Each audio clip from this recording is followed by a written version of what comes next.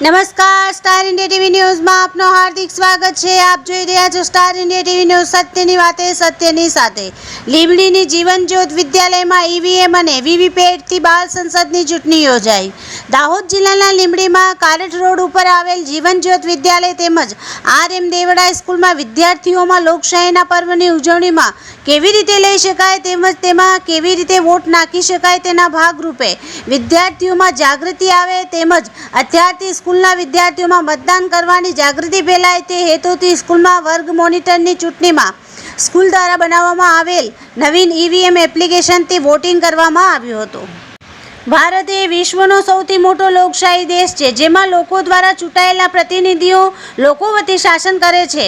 ચૂંટણી એ લોકશાહીનું પર્વ છે, જેમાં મતદાતાઓ પોતાની કિંમતી મતાધિકારનો ઉપયોગ કરે છે। જ્યારે આજનો બાળક આવતીકાલનું ભવિષ્ય છે। બાળકમાં શાળા કક્ષાએથી જ ઉત્તમ અને જવાબદાર નાગરિક તરીકેના ગુણો વિકસે તેની કાળજી લેવામાં આવે છે। આથી જીવન જ્યોત વિદ્યાલય લીંબડી તેમજ શ્રીમતી આર.એમ. દેવડા માધ્યમિક સ્કૂલ લીંબડી બાળકોને લોકશાહી પદ્ધતિ અને ચૂંટણી પ્રક્રિયાથી માહિતગાર કરવા માટે શાળામાં બાળ સંસદની રચના કરવામાં આવી અને શાળાના આચાર્ય કુલદીપ મોરી તથા શૈલેષ બાબો દ્વારા તેમજ શાળાના સમગ્ર શિક્ષકોએ ભાગ લીધો હતો, જેમાં ધોરણ 1 થી 8ના તમામ વિદ્યાર્થીઓએ બાળ સંસદની ચૂંટણીમાં મતદાનમાં ભાગ લીધો હતો તેમજ આ અંગે વિદ્યાર્થીઓને તાલીમ પણ આપવામાં આવી હતી।